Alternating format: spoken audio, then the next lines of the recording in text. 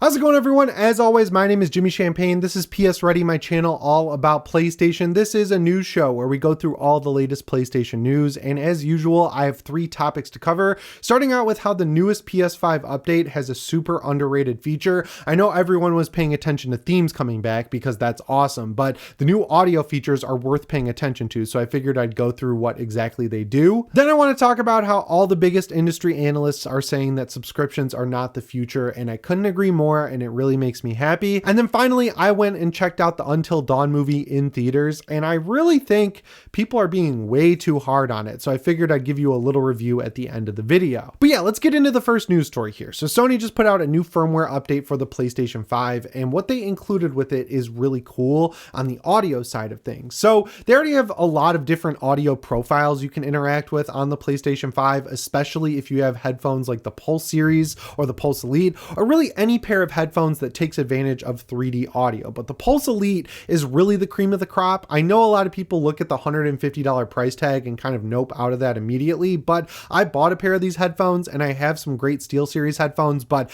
I just default right to the Pulse Elite because not only do they sound amazing, they're extremely comfortable, the mic retracts, which I like, and the battery life is excellent. I think I charge these things like maybe twice a month, if that, so once every 2 weeks, because I use them all the time. Like, I'm playing Hunt Showdown every night with my friend Ben. I play every game on my PlayStation 5 with them. I even connect them to my Steam Deck from time to time, and the battery life drains so damn slow that honestly, that's the killer feature. So if you have headphones that support 3D audio, you're able to take advantage of these new audio profile features with the PlayStation 5, where you can basically tune the audio EQ to support the games you're playing. So like if you are playing a shooter like Call of Duty and you want to hear people coming up behind you, or like in Hunt Showdown, which is like essential, you can boost footsteps. But the new firmware update for the PlayStation 5 gives you the ability to boost those things even further. So you can boost the highs, the mids, the lows. So if you want to hear louder gunshots, you boost the lows. If you want to boost the people's footsteps even more, you boost the highs. This is being labeled as an accessibility feature, and that's fine, but I think they should be a little bit more upfront about it because you don't need the extra hardware to take advantage of this. Like, it's not necessarily as good as the audio profile tuning you get with the Pulse and the Pulse Elite, but it's so almost there that if you don't have those headphones, it kind of renders you going out and purchasing a whole new pair of headphones completely pointless, because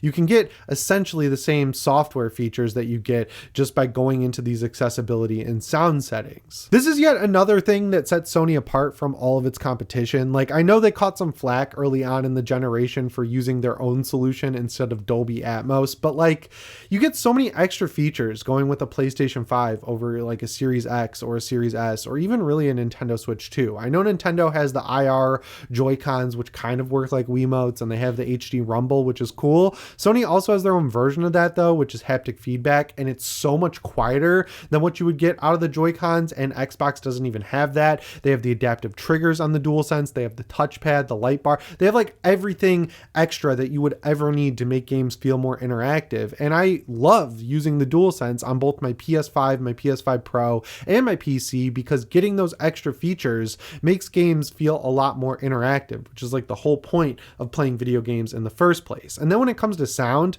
I know Xbox has some sound features, like you can get Dolby Atmos over headphones, which is cool, but it's nowhere close to the audio customization that you get through Sony and using a PlayStation 5. Like, I've never bought a pair of headphones that sucked as much as the Pulse regular edition and was fixed so quickly as when you can just edit the EQ profile completely for free with your PlayStation 5. And there's really good guides on Push Square and other websites that tell you how to dial them in, and it just improves the headphone quality across the board and makes it go from something that's like a waste of money at $100 to feeling like it's too cheap at $100. Like, you feel like you get a cheat code just by editing the EQ profile of your console's sound. Honestly, the only accessory I really don't like in the sound department for the PlayStation 5 is the Pulse Explorer. I appreciate that they put in effort into making them better, but they just have a critical flaw in my opinion, which is that they're way too big and bulky. They just hurt when they're in your ears because they hang out of your ear so much, and there's those wings that like kind of just weigh them down. So I noticed that when I put them in, they're like perfectly level with the side of my head, but after about 5 or 10 minutes or so,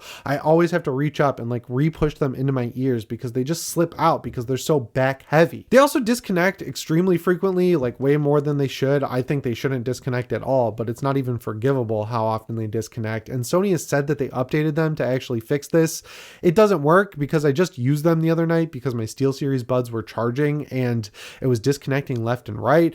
I just don't like these headphones. The battery life isn't anything to write home about either, which is crazy considering how big and bulky the case is. You'd think they could fit a billion milliamp hour battery in that case, or with how big the actual earbuds are, you'd think they could make those, have a bigger battery in them because they clearly don't care about how heavy these things are. But yeah, everything else is excellent. It's just the Pulse Explorer are more expensive than the Pulse Elite and worse in almost every way. And they're more expensive than the SteelSeries Game Buds, which are like the gold standard in my opinion. So if you're looking for good gaming earbuds to use with your Portal, your PS5, or any other handheld gaming device, I would go with the Arctis Game Buds over the Pulse Explorer. But like outside of that, it's cool that Sony is working all this audio stuff into their console updates. But that brings me to the second news story, which is a new development coming from Circana's Matt Piscatella, which basically just says what I've been saying for years now, which is that subscription services are not the future of gaming. I understand why people glommed onto these things so quickly when they came out, because just like with Netflix,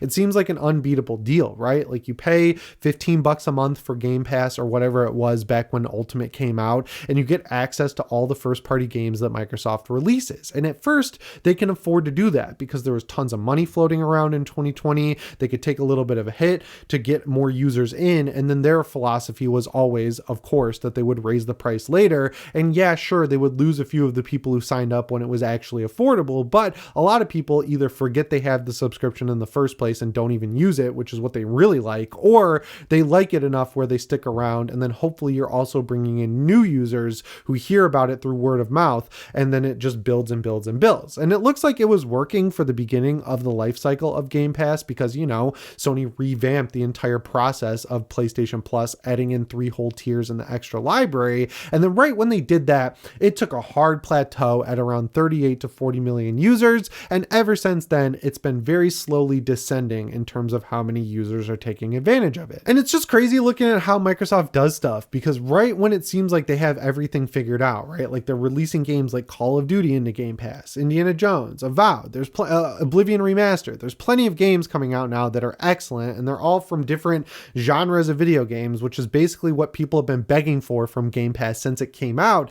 That's when they decide to have Phil Spencer come out and say that Game Pass isn't for everyone, and maybe it isn't the future that he envisioned. Like, it's also insane that they're getting out of hardware right when all their best games come out, and now when people might have gone out and bought an Xbox to experience games like Indiana Jones, Avowed, the new Call of Duty, if they made anything exclusive in it, or Oblivion Remastered, they're like, screw it, we're just going to release it on everything all at the same time, so there's no incentive to buy an Xbox console because Nintendo and Sony aren't releasing their games on Xbox machines. I mean, outside of the fact of if you built up a massive Xbox library, there's your reason to have an Xbox console, but since they've been pushing all of their hardest core fans to not buy their games and just use Game Pass for the past generation, I would guess the number of people who have massive Xbox libraries past the 360 are small enough to be considered zero. So yeah, hearing that everyone's kind of waking up and realizing that subscription models are not the future is good, because the timing couldn't be better, really. I mean, there's a new game out called Expedition 33.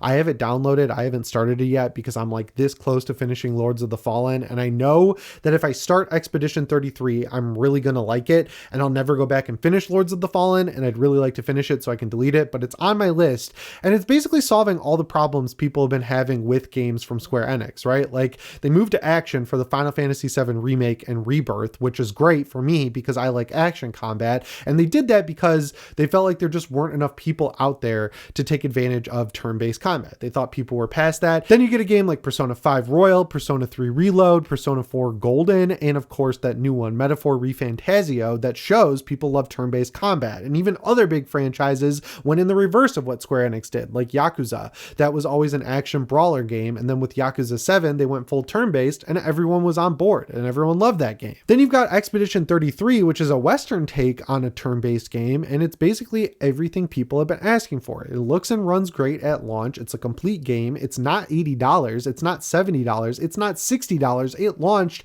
at a $45 discount from $50, and it's got 35 to 40 hours of story content, and you could spend up to 100 hours on this game completing everything it has to offer. It really is the perfect package, and they were able to do that using Unreal Engine 5, which they got to run and look really good on PlayStation without any stutters, which is seemingly impossible in this day and age. They have huge actors in it like Charlie Cox and Andy Serkis, and even with all of this in mind, they finished it in 5 years with 30 people, and it's selling like crazy. The physical versions for PS5 are sold out on Amazon. People are downloading it left and right. Even when it was being put up against something like Oblivion's remaster, which looks incredible, people are showing up for this turn-based JRPG that was made by 30 people and isn't even a full price game. So like, yeah, subscription services are going down, and people are proving that when you put out new stuff that's actually innovative, well made, and most importantly, finished and technically proficient at launch, people are going to show up to spend money on it. And maybe if you don't charge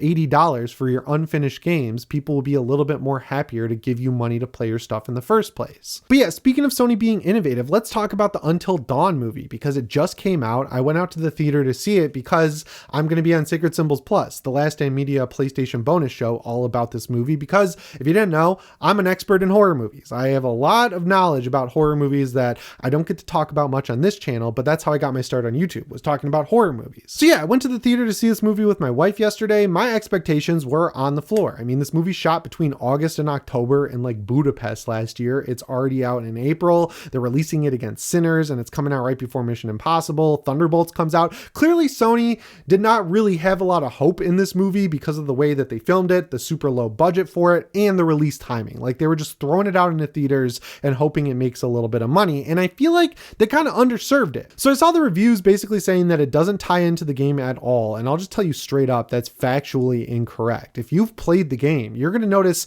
a ton of Easter eggs from the beginning to the end that let you know this is a direct prequel to the game. And I tweeted about this, but people have been responding that they just wanted it to be an adaptation of the game. And like, that would be terrible. If you took a 10-hour game and condensed it down into an hour-and-a-half movie, you would cut out everything that made it great. And also, it's a game that was made to be a playable horror movie. So there's no way for a movie like that to even match the quality level of the game, because you're just losing so much. And it's extra weird with Until Dawn, because Until Dawn is a game that's trying to be a horror movie that you play. It's already better than what it could be as a movie. And then if you look at the budget that this got, there's no way they're recreating some of the set pieces from the game. I mean, the amount of locations in that game is nuts for a movie. It's like just on its own, but it's extra nuts for a horror movie. This movie would need to be like a $200 million horror movie, and that's reserved for something like It, you know, a movie that has potential to make $1 billion, not something like Until Dawn, which was not really that popular even as a PlayStation game. Like, it's just the audience is not there to give it that much money, so they had to do something different. And what they came up with is a perfectly solid horror movie with a lot of practical effects. And I'm a horror fan who doesn't give a shit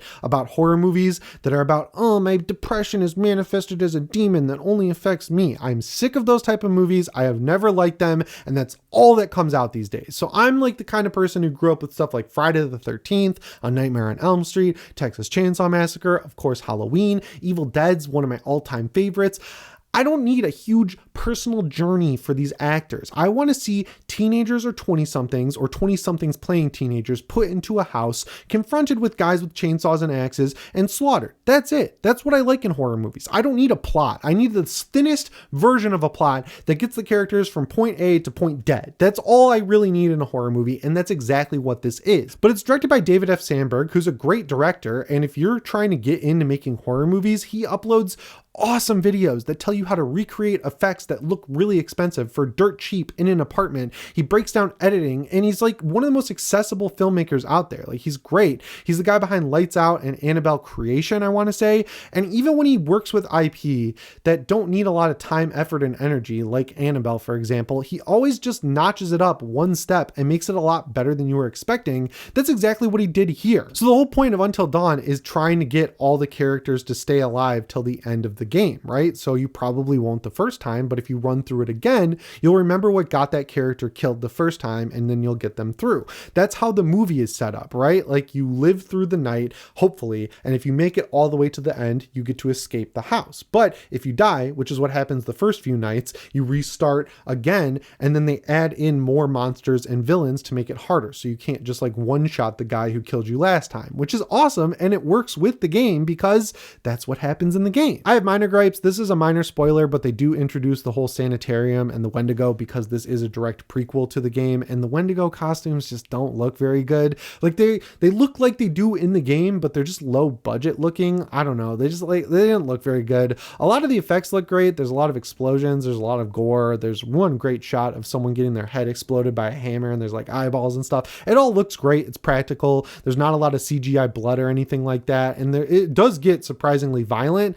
My big gripe is just that the quality of some of the costumes isn't great. It's a great early 2000s horror movie with a decent budget, decent characters, awesome kills. Then you get to see the kills happen 400,000 times because they're repeating the night. I really don't know what people were expecting, but if you want Until Dawn, play Until Dawn. The game exists. Like, this is the same problem I have with The Last of Us, where I played the games. I don't need to see the exact same one-to-one recreation. I like what they did here, where they made a prequel to the games that stays faithful to a lot of the stuff in the games. I wish they did that with The Last of Us, where we got a Firefly story or something like that. But no, when they one-to-one readapt these things as a TV show or a movie, that's not for the gaming audience anymore. It's for a new audience who refuses to play the game. I think games have a lot more interactivity than movies, and I think Until Dawn, if you're going to adapt the same story, works a million times better as a game than a movie, because if you made it into a movie, it would be so expensive that they never make money on it, so it would never happen in the first place. Or if it did,